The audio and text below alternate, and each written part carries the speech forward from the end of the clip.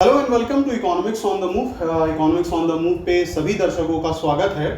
आज हम एक इम्पॉर्टेंट डिस्कशन करने वाले हैं। सीबीएसई ने अभी हाल में सिलेबस के बाइफर्केशन में भी बात की, और जो सबसे इम्पॉर्टेंट था, जो कि लास्ट वीडियो में भी मैं आपके साथ था और लास्ट वीडियो में मैंने आपको दिखाया भी था कि उस लास्ट वीडियो में हमने इस बात पर डिस्कशन किया था कि सीबीएसई टर्म 1 और टर्म 2 के फॉर्म में सिलेबस को कैसे बांटने वाली है। बेसिकली सेमेस्टर वाइज पेपर लेने की तैयारी है कि एक सेमेस्टर या फिर टर्म 1 जिसको वो नाम दे रही है वो नवंबर से दिसंबर के बीच में लेगी और नवंबर 2 मार्च से अप्रैल के बीच में लेगी। तो आज इस एक वीडियो में हम इसी पे चर्चा करने वाले हैं कि सिलेबस का जो बाइफर्केशन, बेसिकली टर्म 1 और टर्म 2 का बाइफर्केशन जो किया गया है, इकोनॉमिक्स से स्टार्ट करने वाले हैं। अकाउंटेंसी और बीएसटी पे भी हम चर्चा करेंगे। इकोनॉमिक्स में हम पहले आज बात करेंगे क्लास 11 पे भी, क्लास 11 में किस तरीके से स्टैटिस्टिक्स और माइक्रो इकोनॉमिक्स को बांटा है सीबीएसई ने। तो चलिए शुरू करते हैं और देखते हैं कि ये किस तरीके से टर्म 1 और टर्म 2 का सिलेबस का बाइफर्केशन हुआ है। ओके, सो आ जाते हैं और देखते हैं कि स्टैटिस्टिक्स फॉर इकोनॉमिक्स का जो टर्म 1 और टर्म 2 का जो बाइफर्केशन हुआ है वो किस तरीके से हुआ है, उसी के ऊपर हम चर्चा कर लेते हैं, उसी के ऊपर हम बात कर लेते हैं। तो देखिए यहाँ पे स्टैटिस्टिक्स फॉर इकोनॉमिक्स की जब हम बात कर रहे हैं तो टर्म 1 की जब हम बात करें तो टर्म 1 में हम यहाँ पे देखते हैं कि किस तरीके से सीबीएसई ने इसको डिवाइड किया है और किस तरीके से इसको बांटा है। तो इकोनॉमिक्स, स्टैटिस्टिक्स फॉर इकोनॉमिक्स में जो टर्म 1 के जो चैप्टर्स हैं वो जिनको टर्म 1 का पार्ट बनाया है, सबसे पहले स्टार्ट हो रहा है इंट्रोडक्शन से, जो इंट्रोडक्टरी पोर्शन है जिसमें बिल्कुल शुरुआती बात हो रही है स्टैटिस्टिक्स में। उसमें क्या है, व्हाट इज इकोनॉमिक्स, उसके बाद meaning, scope, function and importance of statistics in economics. इतनी जो डिस्कशन, इंट्रोडक्टरी डिस्कशन हो रही है स्टैटिस्टिक्स से रिलेटेड, उसको टर्म 1 का पार्ट बनाया है। और कितने मार्क्स के क्वेश्चन है? 4 मार्क्स का क्वेश्चन है जो इस एरिया से पूछे जाएंगे। यानी 4 मार्क्स का क्वेश्चन जो बनेगा आपका वो इंट्रोडक्टरी पोर्शन स्टैटिस्टिक्स का जो है उससे बनेगा। उसके बाद जो नेक्स्ट डिस्कशन हो रहा है वो पूरा डेटा पर डिस्कशन है, जैसे कलेक्शन ऑफ डेटा है, उसके बाद ऑर्गेनाइजेशन ऑफ डेटा है और उसके बाद प्रेजेंटेशन ऑफ डेटा है। तो कलेक्शन, ऑर्गेनाइजेशन और प्रेजेंटेशन ऑफ डेटा जो नेक्स्ट चैप्टर है, वहां से तकरीबन जो क्वेश्चंस बनने वाले हैं वो 9 मार्क्स के क्वेश्चन बनने वाले हैं, जहां से क्वेश्चन को पूछे जाएंगे, जहां से सवाल किए जाएंगे। तो 4 मार्क्स का जो सिलेबस इन्होंने दिया है वो कहां से दिया है? इंट्रोडक्टरी पोर्शन से है। उसके बाद 9 मार्क्स का जो उन्होंने दिया है वो collection, presentation and organisation of data से है। उसके बाद जो रिमेनिंग 10 मार्क्स का क्वेश्चन है वो आपका मीन, मीडियन एंड मोड है, जिसको हम यहाँ पे सेंट्रल टेंडेंसी भी कहते हैं, जिसको हम यहाँ पे क्या कहते हैं? सेंट्रल टेंडेंसी के भी नाम से जाते हैं। और उसमें जो क्वेश्चन किया है वो तकरीबन 10 मार्क्स का किया है। तो ये तो था स्टैटिस्टिक्स का टर्म 1 का सिलेबस जो हमने आपके साथ डिस्कस किया है। अब स्टैटिस्टिक्स के टर्म 2 का भी सिलेबस मैं आपके साथ डिस्कस करूंगा, लेकिन उसके पहले मैं ये काम कर दे रहा हूं कि टर्म 1 का जब स्टैट्स का मैंने डिस्कस कर लिया है तो अब टर्म 1 का मैं माइक्रो इकोनॉमिक्स का भी सिलेबस डिस्कस कर ले रहा हूं, ताकि टर्म 1 का पूरा 11th क्लास का ये सिलेबस कंप्लीट हो जाए। ओके, सो स्टार्ट करते हैं और देखते हैं कि टर्म 1 में माइक्रो इकोनॉमिक्स में क्या क्या पोर्शन है और जिसको टर्म 1 का पार्ट बनाया गया है। अब देखिए टर्म 1 में जब हम स्टैटिस्टिक्स का डिस्कशन कर रहे थे तो आपको याद होगा, अभी हमने बताया था कि वो तकरीबन 23 मार्क्स का पूरा पोर्शन था। और यहाँ पे टर्म 1 में जो माइक्रो इकोनॉमिक्स का पार्ट बनाया गया है वो क्या है? सबसे पहले इंट्रोडक्टरी डिस्कशंस है, जैसे माइक्रो इकोनॉमिक्स, मैक्रो इकोनॉमिक्स के ऊपर एक ब्रीफ डिस्कशन है। उसके बाद इकोनॉमी और इकोनॉमिक्स के कंसेप्ट है। उसके बाद central problem of economy, what to produce, how to produce, for whom to produce. ये पूरा जो इंट्रोडक्टरी चर्चा है, जो डिस्कशन है, उसको टर्म 1 में लिया गया है। और उसमें कितने मार्क्स के क्वेश्चन है? 4 मार्क्स के क्वेश्चन है, जिनसे क्वेश्चन को पूछा जाएगा। उसी तरीके से अगर हम नेक्स्ट टॉपिक देखें तो नेक्स्ट टॉपिक क्या है आपका? कंज्यूमर इक्विलिब्रियम एंड डिमांड है।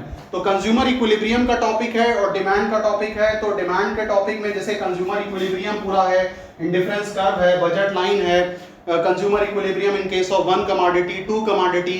आप में से जितने लोगों को ये टॉपिक्स अगर अच्छे से पढ़ना है अभी से, तो ऊपर मैं प्लेलिस्ट यहाँ पे आपके साथ शेयर कर रहा हूँ माइक्रो इकोनॉमिक्स की। उस प्लेलिस्ट में जाके आप देखिएगा, वहां पे कंज्यूमर इक्विलिब्रियम का डिस्कशन हो रहा है। उसके बाद डिमांड में पूरा डिमांड है, इलास्टिसिटी ऑफ डिमांड, इसको भी देखना है। तो मैं प्लेलिस्ट ऊपर डिमांड की आपके ऊपर यहाँ पे शो हो रही है, उसको जाके आप क्लिक करके इसको भी देख सकते हैं और पूरे पढ़ सकते हैं। तो टर्म 1 में जो माइक्रो इकोनॉमिक्स लिया गया है वो कितने मार्क्स का है? वो 17 मार्क्स का है। यानी टोटल जो है ये 40 मार्क्स का पेपर आपका टर्म 1 में रहने वाला है।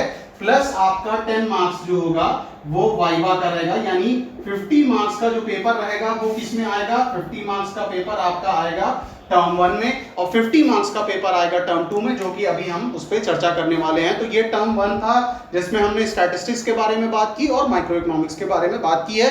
अब टर्म 2 पे आ जाते हैं और टर्म 2 को देखते हैं कि टर्म 2 में स्टैटिस्टिक्स और माइक्रो इकोनॉमिक्स में सिलेबस का बाइफर्केशन किस तरीके से किया गया है।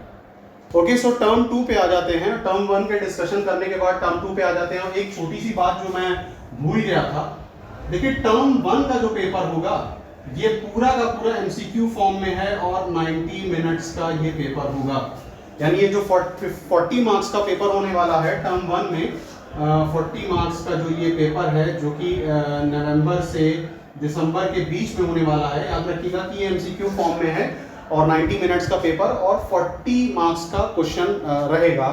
लेकिन टर्म 2 जो कि मार्च से अप्रैल के बीच में होने वाला है, याद रखिएगा कि वो सब्जेक्टिव पेपर होने वाला है। और सब्जेक्टिव मतलब कि वहाँ पे प्रॉपर एक क्वेश्चन आपसे पूछा जाएगा और आपको लिखना पड़ेगा, उसके आंसर देना पड़ेगा। जैसे what explain the central problem of economy, what is economy, what is economics, इस टाइप से जो क्वेश्चन रहेंगे वो सब्जेक्टिव क्वेश्चन होते हैं। तो सबसे पहले अगर हम स्टैटिस्टिक्स की बात करें, टर्म 2 की हम बात कर रहे हैं, तो वहाँ पे कौन कौन से चैप्टर्स हैं, डिस्पर्जन है, कोरिलेशन है और इंडेक्स नंबर है।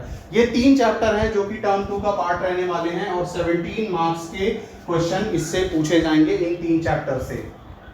और टर्म 2 में इसी तरीके से अगर हम माइक्रो इकोनॉमिक्स के ऊपर बात कर ले कि माइक्रो इकोनॉमिक्स में क्या क्या रहने वाला है, तो प्रोड्यूसर बिहेवियर एंड सप्लाई। तो प्रोड्यूसर बिहेवियर एंड सप्लाई पे अगर हम बात करें तो प्रोड्यूसर बिहेवियर एंड सप्लाई, यानी प्रोड्यूसर बिहेवियर में कौन कौन से चैप्टर आ जाते हैं, जैसे मान लीजिए पूरा प्रोडक्शन फंक्शन आ जाता है, कॉस्ट आ जाता है, रेवेन्यू आ जाता है, उसके बाद सप्लाई आ जाता है, ये तमाम चैप्टर्स हो जाते हैं।